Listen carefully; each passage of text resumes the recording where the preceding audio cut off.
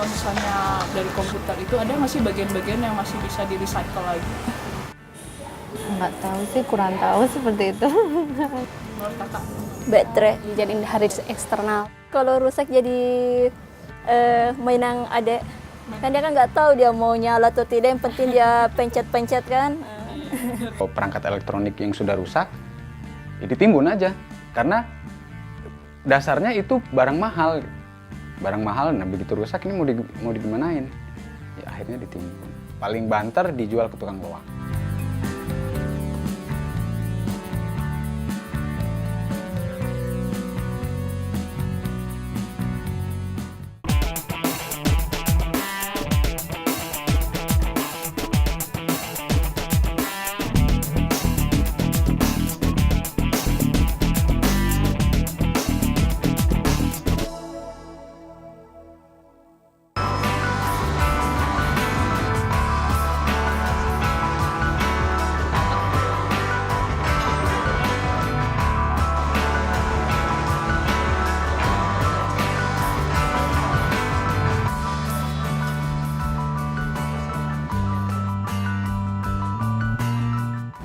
Untuk laptop ini laptop yang pertama. Sebelumnya saya pakai PC di rumah. Iya. Biasanya kalau yang PC dulu itu kenapa rusak atau? Enggak, kalau yang di rumah saya gunakan biasanya untuk program-program yang berat aja biasanya, Mbak. Jadi kalau ini hanya untuk yang mobile, untuk kerja kayak gitu. Kemana kemudian datang ke Ada yang 4 kampus. Tapi kalau misalnya dari komputer ini, kan nggak biasanya limbahnya diapain? Limbah-limbahnya palingan kalau yang si hardware-nya itu masih bagus, dia bakalan masih bisa di recycle. Jadi hanya ada yang diganti komponen-komponen tertentunya gitu. Tapi kalau emang udah barangnya udah jelek, mungkin itu ke tempat pembuangan yang seharusnya. Kurang tahu juga sih kalau untuk tempat pembuangannya apa itu yang elektronik kayak gitu. Udah lama punya laptop ya, dari masih mungkin yang kelima kali ya Mbak ya. Mungkin yang kelima, tapi sebelumnya juga ada make nggak laptop pribadi aja ya, ada make laptop kantor gitu ya. Saya kan punya anak. Kalau sayanya udah kalau laptopnya udah nggak bisa mengcover tujuan penggunaan saya, biasanya dipakai anak. Itu kalau laptopnya masih bagus. Tapi kalau laptopnya rusak ya nggak bisa diapa-apain, Mbak. Misalnya kita udah cek di tempat servis, ternyata memang laptopnya tidak bisa dipakai lagi, ya memang nggak diapa-apain. Kadang dikasih aja ke orang siapa yang mau. Oh, dikasih. Iya.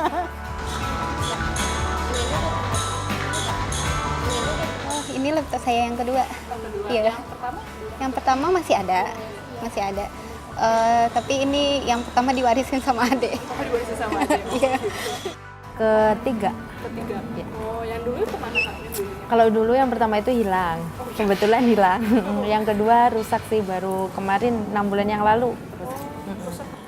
Masih di rumah sih, rencananya mau saya perbaiki.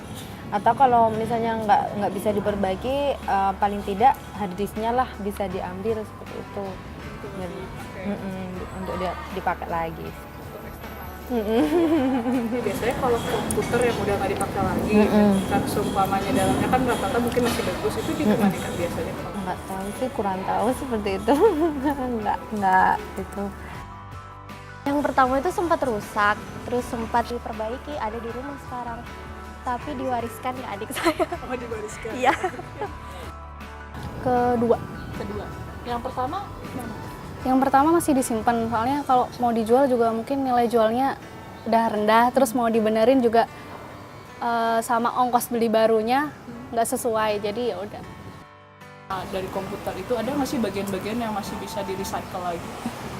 Menurut kakak? Baterai. Iya. Misalnya apa misalnya?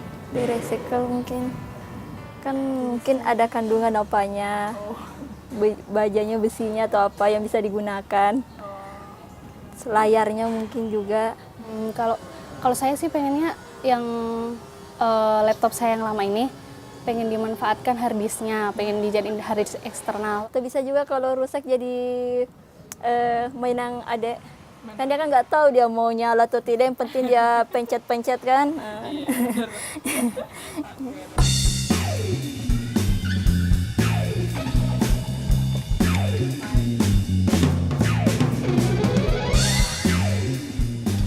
kenapa kita milih limbah?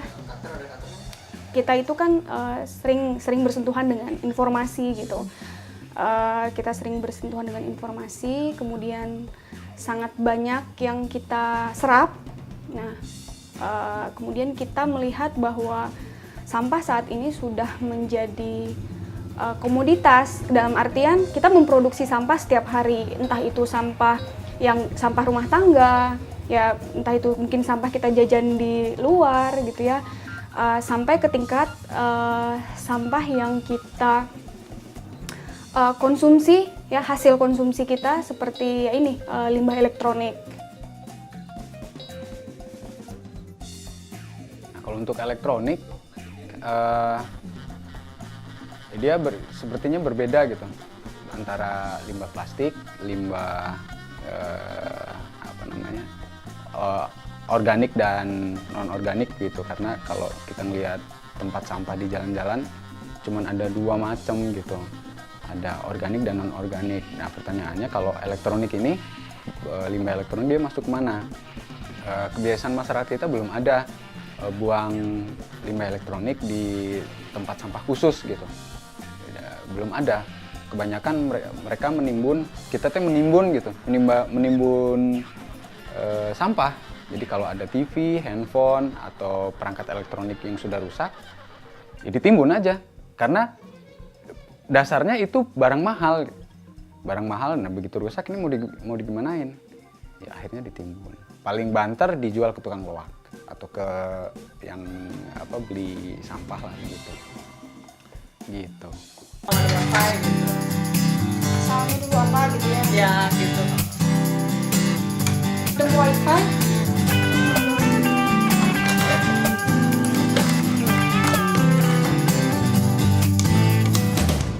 Nah, pada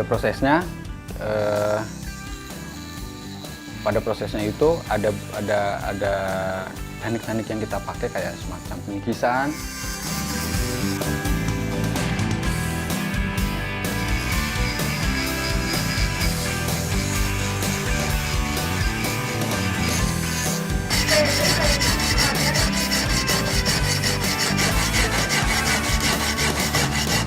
Jadi kalau habis dikikis, kita cuci pakai sabun.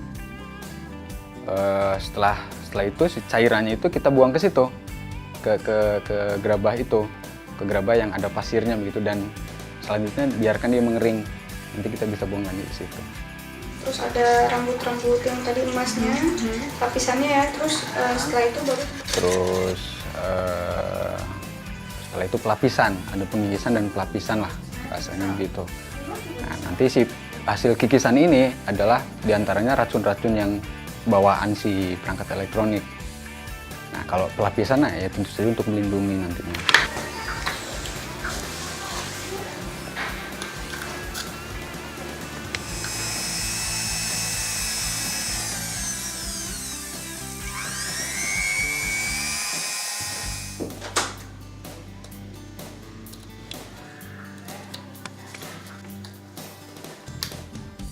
Kita pakai kalau enggak cat clear, kalau enggak pakai resin gitu.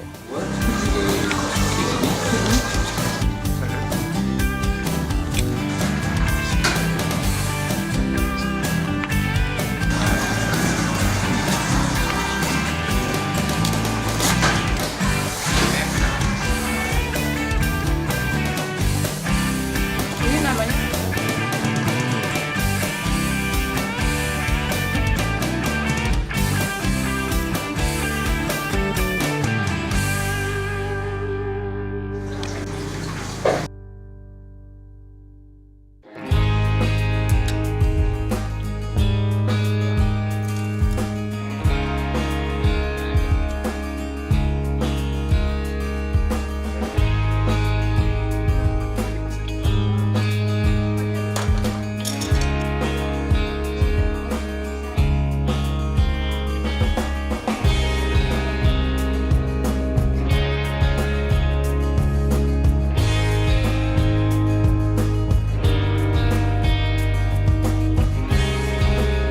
Sisa pengikisan yang dari limbah Kundikref itu sebenarnya kita olah juga, maksudnya kita treatment dengan cara itu sisa pengikisan debu IC itu contohnya kita simpan di air, kemudian air ini kita tuangkan ke gerabah yang isinya pasir. Pasirnya ini bisa silika, kuarsa atau zeolit juga bisa. Untuk pasir biasa sendiri sebenarnya juga bisa. Pasir biasa sendiri sebenarnya juga bisa, yang dijual di toko bangunan, yang kita dapatkan ini juga bisa. Seperti itu. Gerabah ini kita simpan di dekat lidah mertua, ya, yang nantinya airnya akan menguap, kemudian udara ini akan dinetralisir oleh lidah mertua yang mampu menyerap polutan di udara, seperti itu.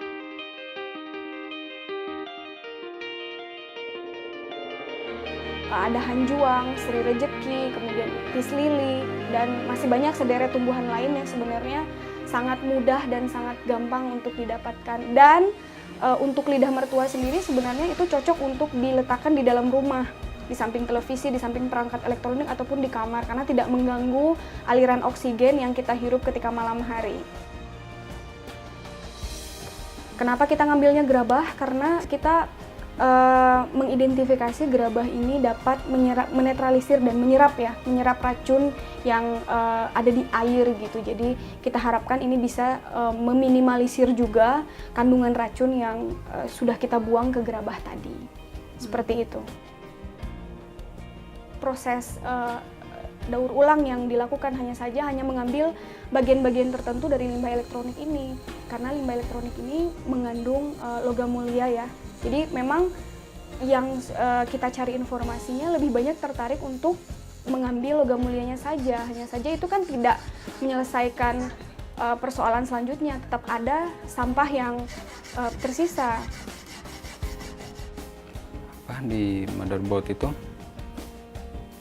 ini di setiap pin ini, di setiap pin soket dan slot itu ada lapis emas. Di IC di dalamnya itu ada emasnya juga. Lalu ini ada prosesor, setiap kakinya itu lapis emas juga. Di keyboard ini ada perak, ini yang batik putihnya ini dia perak, motifnya itu perak. Nah, ini ada teknik untuk memisahkannya. Yang nggak bisa dimanfaatkan itu ini kayak menara ini. Di dalamnya itu kayak semacam kapas busa begitu, dan dia nggak bisa dimanfaatkan, belum bisa dimanfaatkan sampai sekarang sama kita gitu, oleh kita eksperimen untuk mengolahnya begitu, memisahkan. Nah, dari sana begitu kita ngeliat casing, kok lama-lama jadi banyak casingnya ya, kayak besi-besi, terus si tembaga-tembaganya jadi numpuk juga, terus si PCB motherboard itu, jadi umpamanya ini VGA, jadi si PCB-nya ini numpuk gitu, si plastik PCB-nya numpuk.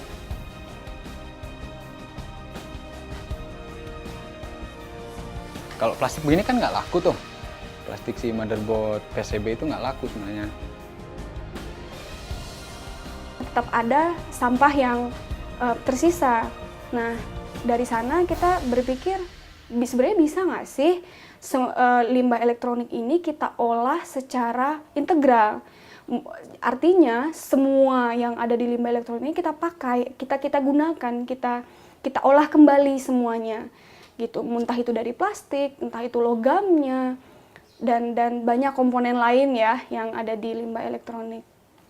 Dari situ kenapa nggak kita coba untuk melakukan pengumpulan secara mandiri. Kita mencari ya mulai dari warnet-warnet, dari kawan-kawan yang sebenarnya di rumah mereka sendiri itu sudah banyak sekali tumpukan bangkai-bangkai limbah elektronik, entah itu TV yang sudah dari bertahun-tahun lalu, monitor, keyboard, dan seperangkat perangkat elektronik lah gitu.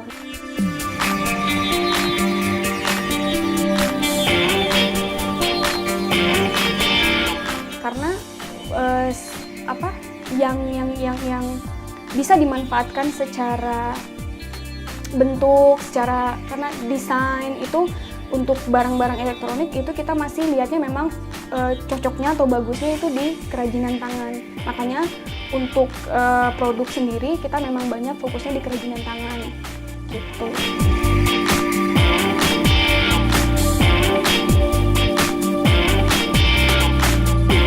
Sebelumnya tahu soal Kundikraft atau pengrajin berbasis limbah ini dari mana? Dari media sosial sih Kak, dari Twitter kan, terus juga dari teman-teman yang sering jadi konsumen di Kundikraft gitu. Terus akhirnya ngelihat barang-barangnya dan unik gitu. Tapi sebelumnya udah tahu kalau ini tuh berasal dari limbah komputer gitu. Iya, tahu soalnya kan ngelihat di blognya juga gitu. Di situ ada penjelasannya bahwa sudah ada yang dari limbah komputer, bahkan limbah-limbah elektronik pun kayak gitu. Tapi kenapa tetap tertarik gitu untuk menggunakannya gitu? Soalnya beda aja sama dari aksesoris yang lain gitu. Ini terbuat dari limbah dan juga recycling kan, kayak gitu. Itu yang bikin uniknya sih. Kalau sejauh ini apa saja yang pernah digunakan selain kalung? Selain kalung, saya juga pernah waktu itu gelang sama anting sih. Tapi enak-enak aja? Enak-enak aja, malah bikin orang-orang penasaran gitu, malah nanya, wah ini dapat dari mana gitu. Sejauh ini gimana rasanya, nyaman aja? Nyaman, terus juga asik sih ya. Jadi makanya juga bangga gitu karena di samping aksesoris yang unik, bentuk-bentuknya yang unik, kita juga yang makanya jadi bangga untuk recycling gitu. Kayak gitu. Kalau sama ini nggak ada ngerasa gatal apa segala macam kan? Nggak ada itu mah. Nah, jadi aman. Oke.